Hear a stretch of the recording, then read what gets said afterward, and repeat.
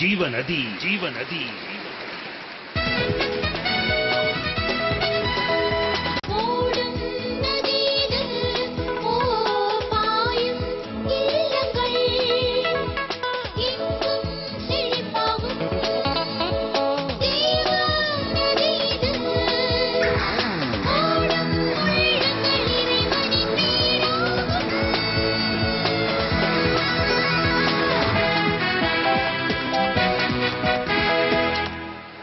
ஜீவநதி ஜீவநதி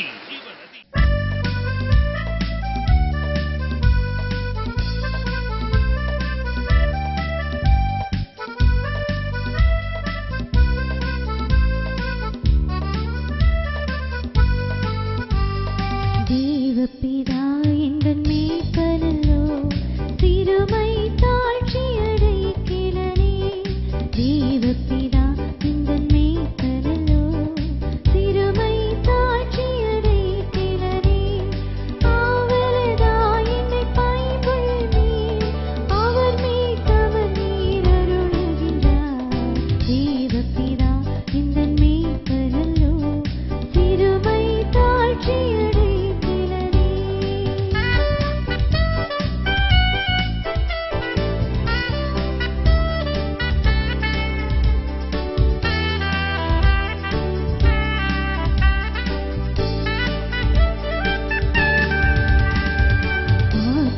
தன்னை குளிரப் பண்ணி அடியேன் கால்களை நீதி என்னும்.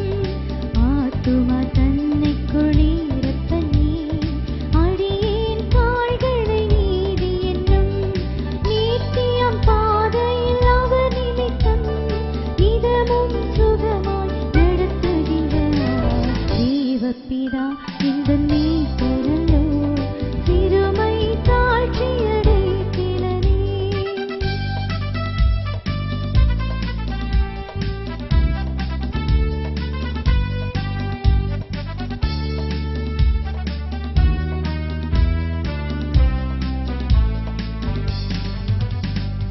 காலிடல் பள்ளத்திறங்கிடினும் சற்றும் தீங்கு கண்டஞ்சேரே.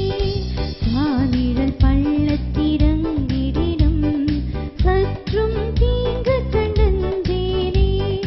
வானபரன் என்னோடிருப்பார், வலைக்கடியும் கோலுமை தேற்றும். தேவபிதா இந்த மேய்ப்பனல்லோ, சிறுமை தாழ்ச்சியடை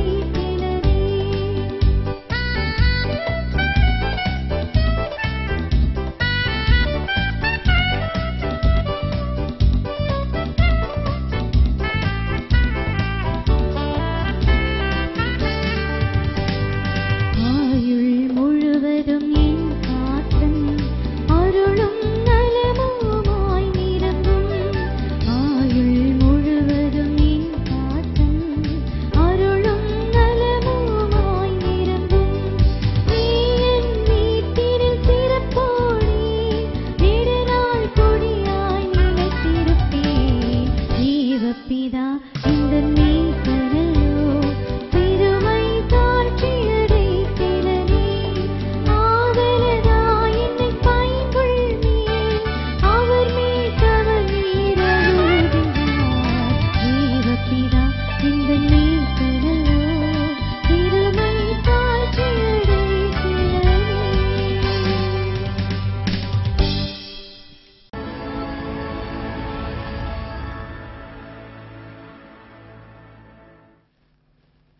கர்த்தருக்குள் பிரியமான அன்பின் சகோதர சகோதரிகளே, ஆண்டவராகிய இயேசு கிறிஸ்துவின் கிருபையும் தெய்வீக சமாதானங்களும் உங்கள் ஒவ்வொருவரோடும் இருப்பதாக என்று வாழ்த்துகின்றேன்.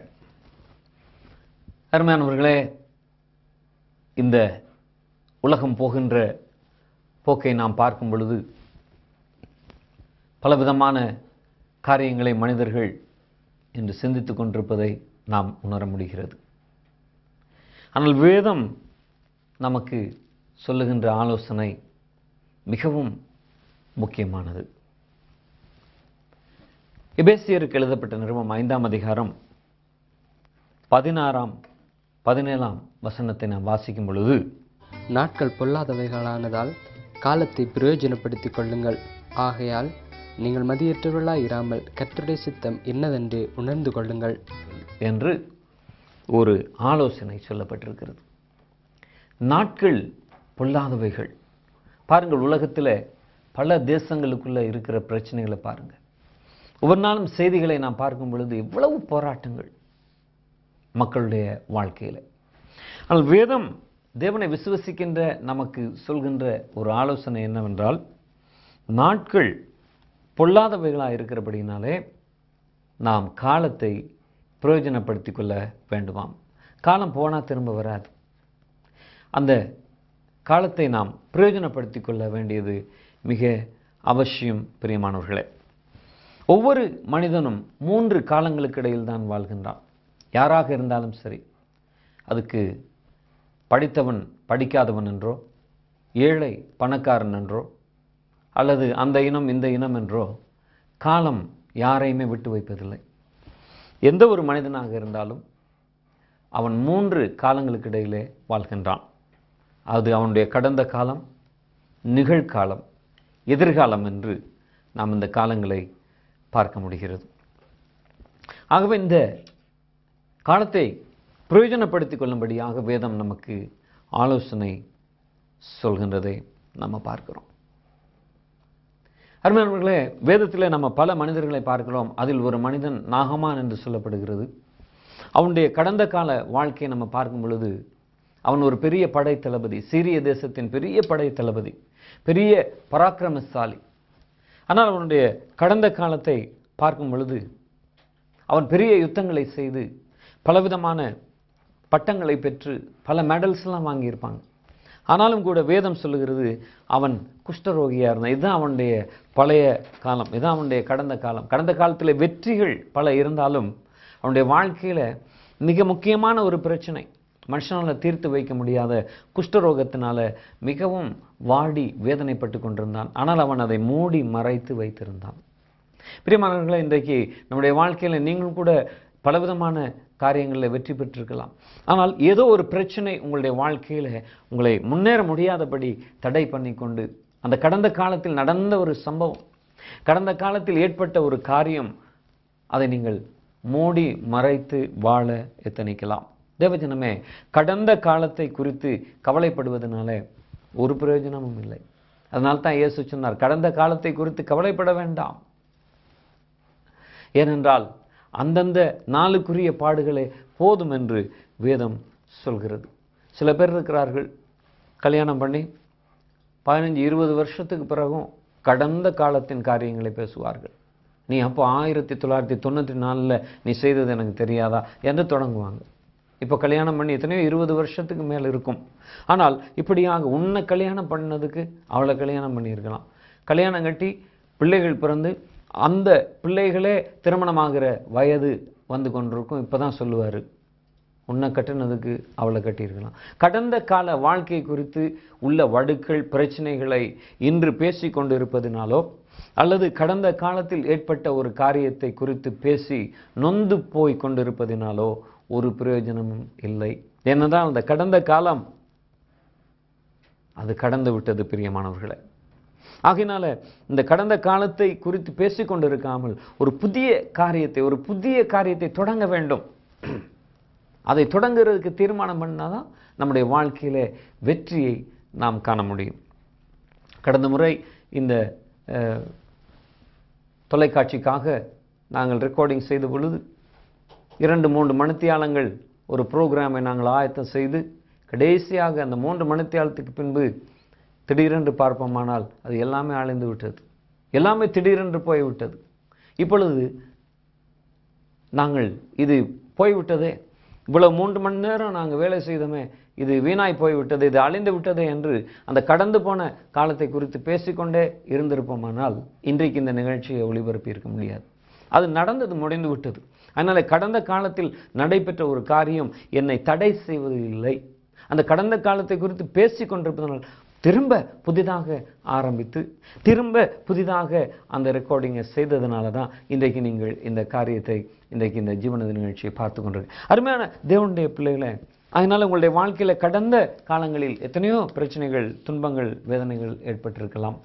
அதை நீங்கள் பேசி இந்த காலத்தை வீணடிக்க வேண்டாம் என்று வேதம் சொல்லுகிறது. தேவ ஜனங்களுக்கு ஆண்டவர் சொல்லுகிறார், நீங்கள் மதியற்றவர்களாயிராமல் கர்த்தருடைய சித்தம் என்னதென்று உணர்ந்து கொண்டு நாட்கள் பொல்லாதவைகளாக இருக்கிறபடினாலே காலத்தை பிரயோஜனப்படுத்திக் கொள்ளுங்கள் என்று இவ்வளவு நல்ல ஒரு ஆலோசனையை ஆண்டவர் சொல்கிறதை நாம் பார்க்கின்றோம்.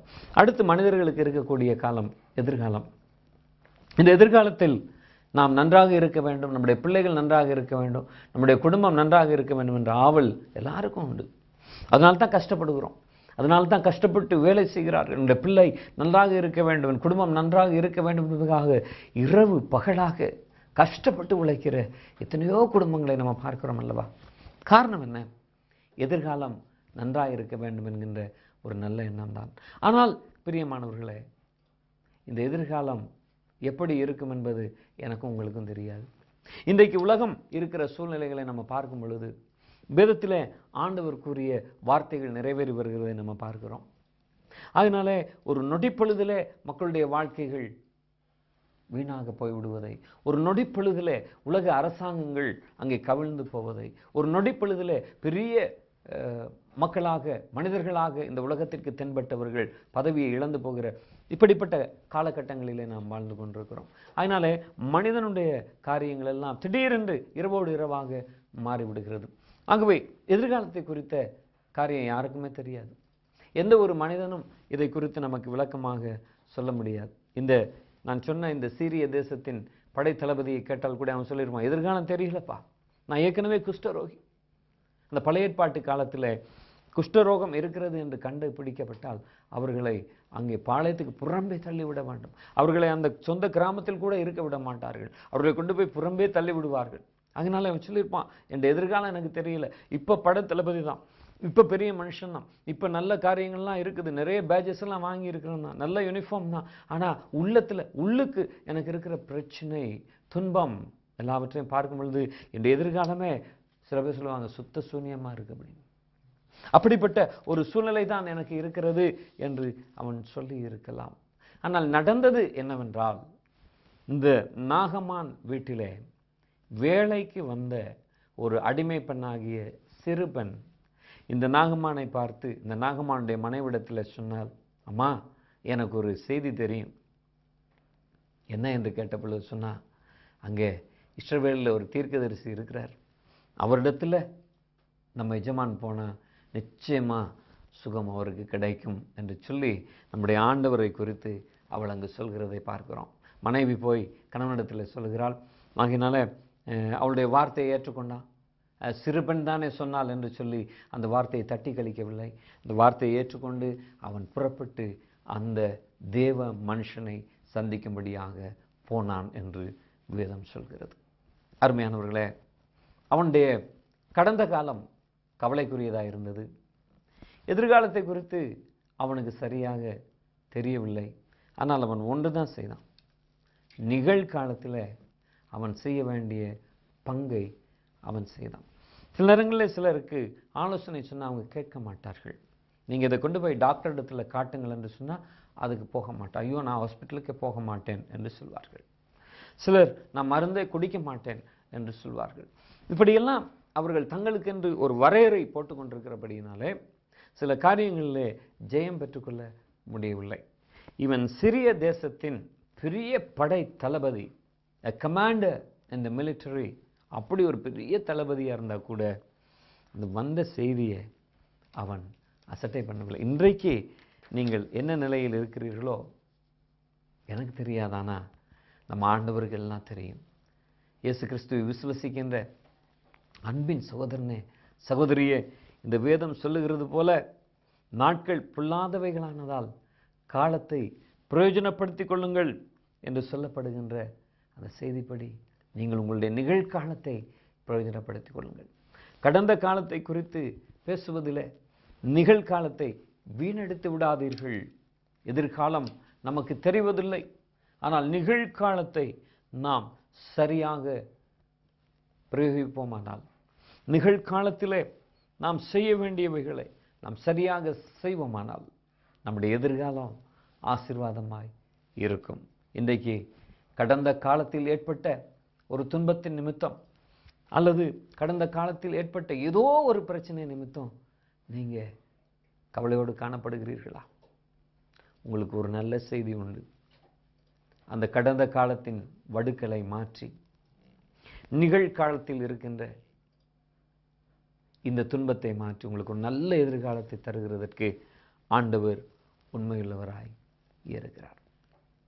இயேசு கிறிஸ்துவை விசுவசிக்கின்ற என் அன்பு சகோதர சகோதரியே, அவரிடத்திலே வந்த ஒருவரையும் ஆண்டவர் புறம்பே தள்ளுவதில்லை. அவர் நிச்சயமாய் உங்களை அழகுபடுத்துவார், உங்களை ஆசீர்வதிப்பார். அருமையானவர்களே, ஒரு கதை ஒன்று உண்டு. ஒரு சிகை அலங்காரம் செய்கின்ற பாபர் சலூனுக்கு ஒரு மனிதன் போனான். அங்கே சிகை அலங்காரம் செய்யப்பட்டது. இந்த சிகை அலங்காரம் ஆகிய இந்த பாபர் அந்த மனிதனுக்கு சிகை அலங்காரம் செய்து கொண்டே இப்படி சொன்னான், ஐயா, எனக்கு இந்த கடவுளில் நம்பிக்கையெல்லாம் இல்லை. கடவுள் என்று ஒருவர் இருந்தால் இப்படியெல்லாம் நடக்குமா? இந்த மாதிரி பிரச்சனை நடக்குமா? இந்த மாதிரி துன்பம் நடக்குமா? என்றெல்லாம் சொல்லி இவன் மிகவும் இப்படிப்பட்ட வார்த்தைகளை எல்லாம் பேசி நாத்திகனைப் போல அவன் பேசி கொண்டிருந்தான். அந்த சிகை அலங்காரம் செய்ய சென்றவர் ஒன்றுமே பேசவில்லை.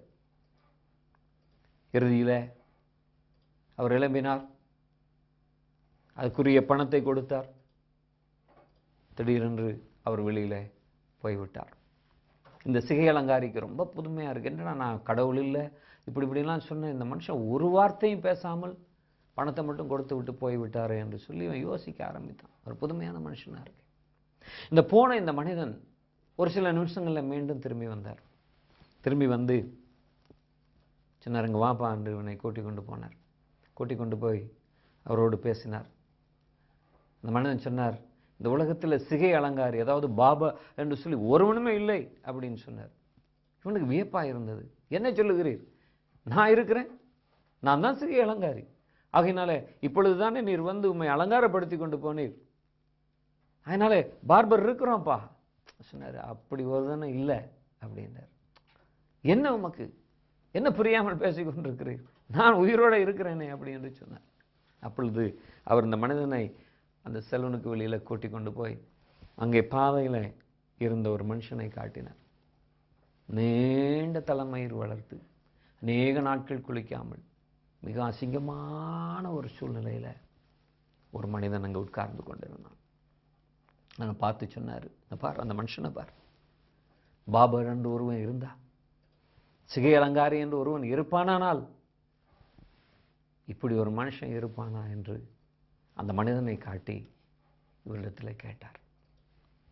அப்பொழுது இந்த சிகை அலங்காரம் செய்பவர் சொன்னார், பார்பர் இருக்கிறார், ஆனால் அவன்தான் என்னிடத்தில் வர வேண்டும். அந்த அழுக்காய் இருக்கிற அவன்தான் என்னிடத்தில் வர வேண்டும். அவன் என்னிடத்தில் வந்தால் நான் அவனை அலங்காரம் செய்து அழகாக்கி விடுவேன் என்று சொன்னார். அப்பொழுது அந்த மனிதன் சொன்னார், கடவுள் இருக்கிறார், நீ அவரிடத்தில் போனால் உன்னை ஒரு புது மனுஷனாக மாற்றுவார். இயேசு ஜீவிக்கிறார்.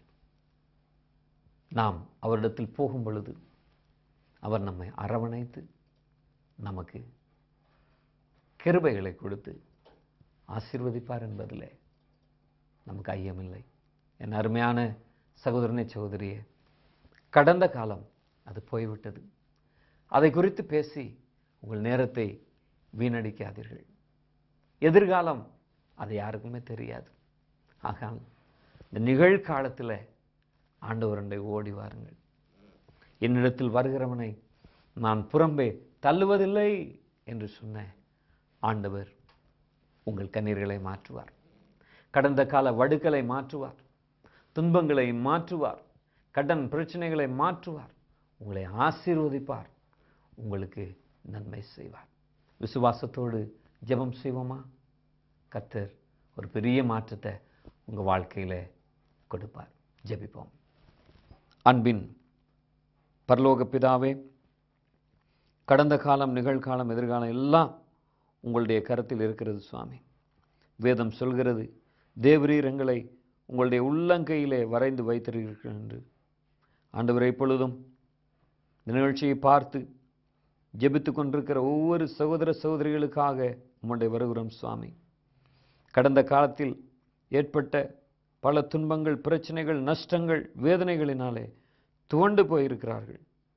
அல்லது வேறு எந்த காரியமாக இருந்தாலும் அந்த கடந்த காலத்தினால் ஏற்பட்ட துன்ப சூழ்நிலையை மாற்றி நன்மை செய்ய உம்மால் கூடும் ஆண்டவரே.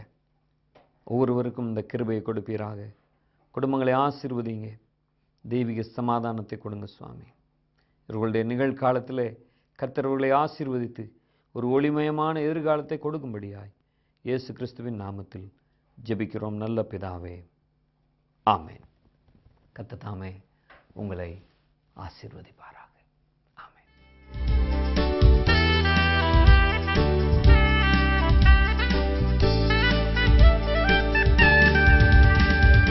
ஆத்துமா தன்னை குளிரப் பண்ணி அடியேன் கால்களை நீதி என்னும். ஆத்துமா தன்னை குளிரப் பண்ணி அடியேன் கால்களை நீதி என்னும். நித்தியம் பாதையில் அவர் நிமித்தம் இதமும் சுகமாய் நடத்துகின்றார். தேவபிதா இந்த மேய்ப்பரல்லோ சிறுமை தாழ்ச்சியடைத்திலனே.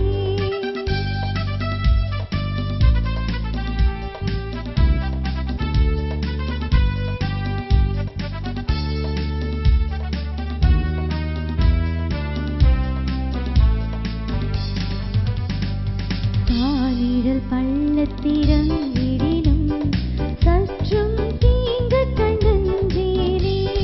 காலிடல் பள்ளத்திறங்கிடினும் சற்றும் தீங்கு கண்டஞ்சேனே. வானபரன் என்னோடிருப்பார், வலைக்கடியும் கோலுமை தேற்றும். தேவபிதா இந்த மேய்ப்பரல்லோ சிறுமை தாழ்ச்சியடைத்திலனே.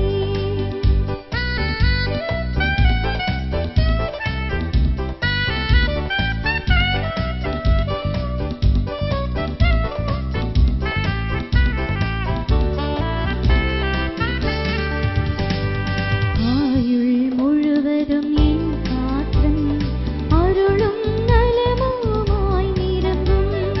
ஆயுள் முழுவதும் என் காற்றம் அருளும் நலமுமாய் நிரம்பும். நீ என் வீட்டினில் சிறப்போடே நெடுநாள் கொடியாய் நிலைத்திருப்பேன். தேவபிதா இந்த மேய்ப்பரல்லோ சிறுமை தாழ்ச்சியடைத்திலனே. ஆதரதாய் என்னை பைங்கொள்வீர், அவர் மேல் கவலையிரங்குகின்றார். உங்களின் ஜெபத்தேவைகளுக்காக பிரார்த்தனை செய்ய விரும்பினால் கீழ்காணும் எமது தொலைபேசி இலக்கங்களுடன் தொடர்பு கொள்ளுங்கள். பல தொலைபேசி அழைப்புகளுக்கு ஒரே வேளையில் பதில் கொடுக்க முடியாதுள்ள காரணத்தினால் மீண்டும் தொடர்ந்து முயற்சிக்கும்படி அன்புடன் வேண்டுகிறோம். உங்களுக்காக வேண்டுதல் செய்ய எமது ஜெப மையம் வாஞ்சியுடன் காத்திருக்கிறது. நன்றி.